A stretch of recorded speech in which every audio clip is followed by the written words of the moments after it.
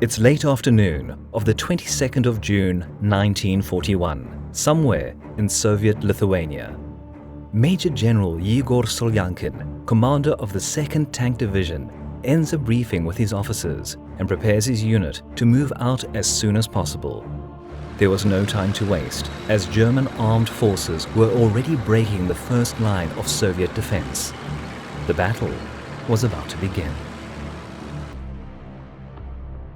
It's early morning of June 22, 1941. Undoubtedly the biggest campaign of the Second World War had just commenced. Around 150 divisions of Wehrmacht crossed the eastern border in a surprise attack on the Soviet Union. In today's episode, we take a closer look at the northern part of the front, where the German Army Group North was tasked with breaking the Red Army's defensive lines and to hastily push forward to reach their strategic target, the city of Leningrad. But before German High Command could even think of storming one of the two most important cities in Soviet Russia, there were a number of operational objectives on their way, capturing key cities of the Baltic states and taking control of the crossings on the Neman and Daugava rivers. The first day of the war looked very promising for the Germans. Their air force, the Luftwaffe, quickly gained air superiority by bombing air bases and destroying hundreds of Soviet aircraft, the majority before they were even able to get airborne. On the ground, the fast-moving German panzer divisions spearheaded the attack of the land troops, easily punching holes in the Soviet defense line. In the early days of the war, it was a substantial challenge for the often inexperienced Soviet generals to hold their ground against the brutally efficient German operational doctrine, which essentially meant tight cooperation between all available combat arms to achieve an objective. One of the earliest heated battles of the campaign took place in the northern section of the front, where the elements of the German 4th Panzer Army pushed through the Neman River, eventually encountering rifle divisions of the Soviet 8th and 11th Armies near the small Lithuanian town of Raseiniai. The Wehrmacht's 3 panzer divisions led the attack and relentlessly pushed forward, with flanks covered by infantry and motorized infantry units. It soon turned out that the Soviet rifle regiments had insufficient means to stop the German armor and, upon conceding first losses, were forced to yield ground. Subsequently, the first gaps in their line of defense began to appear and were mercilessly exploited by the more mobile German tank and motorized infantry units. The very next day, however, was a bit more favorable for the Soviet troops, as components of 2 tank divisions began driving in from the north to support the crumbling infantry on the flank. Both 23rd and 28th Soviet tank divisions were equipped almost exclusively with T-26 and BT-7 light tanks, both of solid construction, but vulnerable to German anti-tank weapons. In the end, all that the Soviets achieved by this maneuver was to barely stall the enemy's progress, and even that was just locally. In the meantime, 3 panzer divisions made considerable progress, breaking much of the Soviet opposition and taking the town of Raseiniai. But this was only a mere waypoint, and the recon battalions of the 6th Panzer Division had already moved forward to seize crossings on the river Dubiza.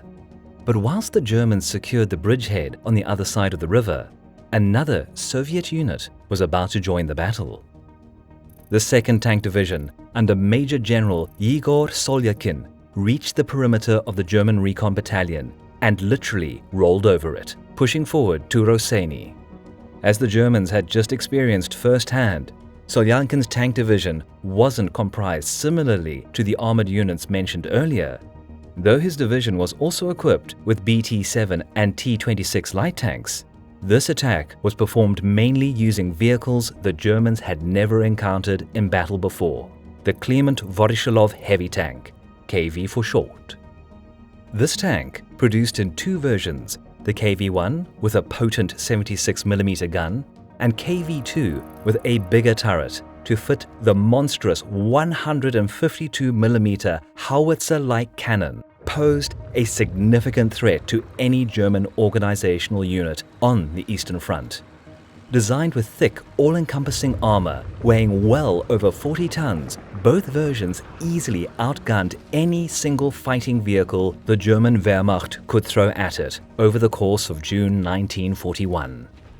It shouldn't come as a surprise that the KV tanks cut through the Germans' hastily mounted defense like butter. Any standard measure to deal with the enemy armored vehicles, be it towed 37 and 50mm anti-tank guns, or even the most capable early versions of the Panzer IV medium tank, was essentially useless against these Soviet steel beasts. Though Solyakin's attacks drove the Germans most of the way back to Raseiniai, soon the mass of Soviet armor started losing some of its momentum, and the attack began to slow. The Germans managed to destroy some of the tanks using satchel charges and immobilized others by shooting at their tracks.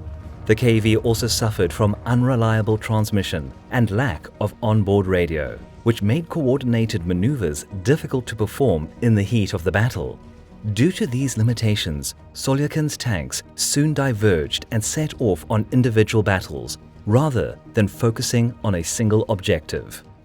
Though cohesion was lost, and the fighting was a lot harder due to lack of sufficient infantry support, the KV tanks still posed a massive threat to the German 6th Panzer Division. One of the separated vehicles wandered northwest and took a good defensive position on the road north of Raseiniai, unwittingly breaking communication between sections of the northern battle group of the German division, which remained essentially intact compared to the southern battle group, which took a considerable beating at the hands of Solyakin's division. It's still a subject of debate whether the stray tank was a KV-1 or KV-2 model, but since the former was equipped with 3 times the amount of main gun ammunition, was more reliable and available in bigger numbers in that battle, we'll stick to the KV-1 version in this video. Though, admittedly, a lone steel monster with a huge turret sporting a preposterously big 152mm howitzer sounds way more badass. Anyway, the KV soon made its presence known as its crew destroyed a passing column of enemy trucks. It suddenly occurred to the German commanders that the Soviet tank was blocking a vital supply road to what was more or less half of the entire Panzer Division, stalling its advance further into Soviet territory. Unexpectedly, the main objective of the entire battle group became the elimination of one enemy tank. And as it soon turned out, this was no easy task. At first, a battery of 50mm anti-tank guns was positioned some distance from the tank. The Germans managed to hit the KV several times, but none of the rounds penetrated its armor, and soon the battery was located and destroyed by the Soviet crew. The next approach was to use a 105mm howitzer, but this piece was soon destroyed as well. Eventually, a heavy 88mm gun from the division's anti-aircraft battalion was laboriously towed and placed at a distance of roughly 700 meters from the tank. In 1941, this fearsome piece of artillery was the only German gun capable of reliably penetrating the KV tank from a significant distance. But before it was ready to shoot, the Soviet gunner in the KV spotted it, and not a minute later, it was reduced to burning scrap metal. During the night, a squad of engineers attempted to sneak up to the tank and place 25 kilograms of explosives to blow it up.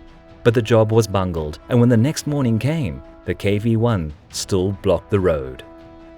Less determined invaders would have already given up and sought a means to circumvent the problem. But the German commanders of the 6th Panzer Division kept trying. Another piece, comprising of an 88mm anti-aircraft gun, was positioned near the column of destroyed trucks. To distract the crew of the KV-1 from the real threat, a group of Panzer 35 light tanks pretended to mount an attack on the other side. The ploy went as planned, and the 88mm gun fired a number of shells at the Soviet tank. 2 of them penetrated its armor and seemingly knocked the KV out. But as the German infantry approached, the battered Soviet behemoth suddenly turned its turret. Startled infantrymen threw grenades through its hatches, finally bringing the resistance of the beleaguered Soviet tankmen to an end. By the time the lone KV tank was destroyed, the situation of Soljakin's tank division was critically bad. The Germans swiftly regained composure, and with the help of additional units over the next 2 days, the Soviet division was fully encircled and slowly bled out. Major General Soljakin perished in battle. Only a single BT-7 tank and 400 men managed to escape the engagement. In the bigger picture, the Battle of Raseiniai was but a brief pause in the German advance deep into Soviet territory. Together with many other early encounters with the newest Soviet tank designs, German High Command was shown that their assumptions about the superiority of their Panzer Corps were simply too optimistic. As a result, the development programs of new, heavier types of armored vehicles better suited to the evolving battlefields and requirements of the Wehrmacht were given top priority. Roughly a year later, the first of these projects entered service. Though having a more lengthy initial designation, these units became better known by their more popular nickname, the Tiger Tank.